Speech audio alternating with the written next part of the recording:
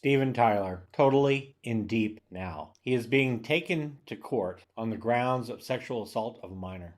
So now the person bringing the case, Julia Misley Holcomb, claims in court that she met Defendant DOE, somewhat of a reference to a John Doe, which in this case we've come to know as allegedly Steven Tyler, in 1973. She was 16, he was 25. According to the plaintiff, Julie, he took her to his hotel room and they commenced the act. Julie alleges that he continued to pursue her, winning over her parents at the time, and then he actually became her guardian. Julie eventually became pregnant, and according to Julie, Steven Tyler coerced her into terminating the pregnancy. So you think about it, it's pretty nuts. Crazy story because he was the father of her kid, while at the same time her legal guardian. And according to Julie, in court, he also provided drugs and alcohol. And in 1975, Julie alleged in court that Steven Tyler left her alone in his apartment in Massachusetts with limited resources and a fire broke out. She alleges that she then began to lose consciousness from smoke inhalation and that he threatened to leave her basically penniless if she didn't go through with the termination of the pregnancy. Julie also alleges in court that she is now subject to involuntary infamy. So that is part of her charges right there.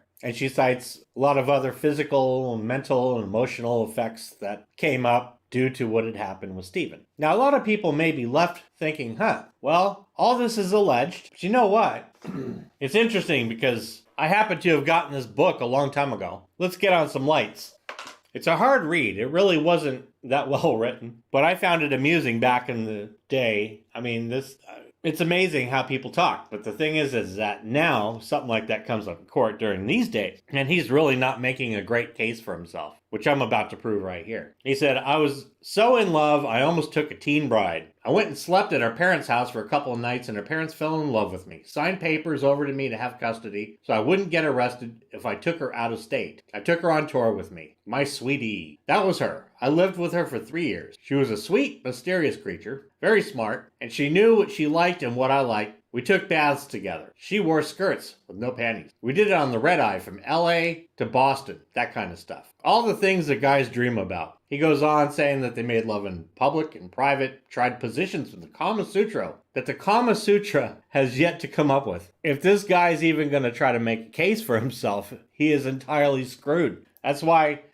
the video is titled as what it is. He is screwed. Steven is a great singer. He's always been a great singer. But something like this is just going to overshadow him, It's another one of those stories. There are some interesting things that happened right as this story was starting to come up. For one, Aerosmith all of a sudden canceled final 2 dates of a Vegas residency, which they are citing for an undisclosed illness of the singer. And that very well could be the case, don't get me wrong, but just where it kind of falls in time, it does make one a bit on the suspicious side. He's also done some stints in rehab recently. At his age, drugs are definitely not recommended, that's for sure. Now, what's also odd about this whole thing is the fact that her parents were just so quick to sign off on the whole thing. I mean, why weren't they named in the lawsuit? It sort of seems to me like they're pretty much just kind of like, oh, big major rock star. Yeah, sure, go right ahead. We love him. He even slept over there at hers and her parents' place. And that's the thing with these rock stars. I mean, they have the talent.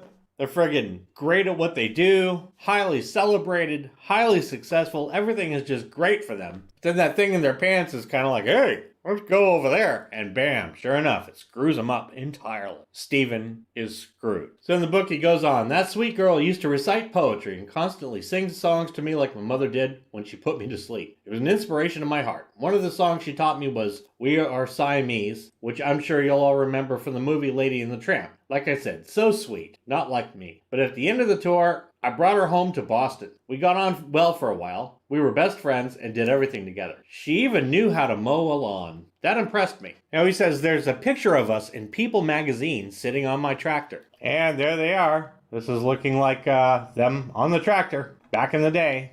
And just really is just a scumbag move on his part, on her parents' part. I mean, she was a kid. And of course, at that time, he was this big rock star, just totally taking advantage of the situation. In his book, he covers all sorts of other situations just like that. His delivery in the book is completely 100% cavalier. It's probably why, when I was reading stuff like that when I was younger, it was kind of like something was just telling me it was a poorly written book. And now looking back on it, seeing how all of that has just aged not well, it becomes obvious why it struck me the way it did back in the day. Because it was just crap. It was basically this guy more or less popping off and bragging about all of his exploits. In a way, pretty much kind of like saying, oh yeah, I got that one. Oh yeah, I got that one too. Yeah, that's kind of what it was like. He ended up gaming the system. Her parents were entirely complicit in him gaming the system. He becomes our legal guardian. I mean, pretty whacked. So now we're going to see how it plays out. If you folks want me to cover this as the case is going by, let me know. But I really don't think that they're going to have to dig that hard for evidence. Let's put it that way. Just throw the book at them.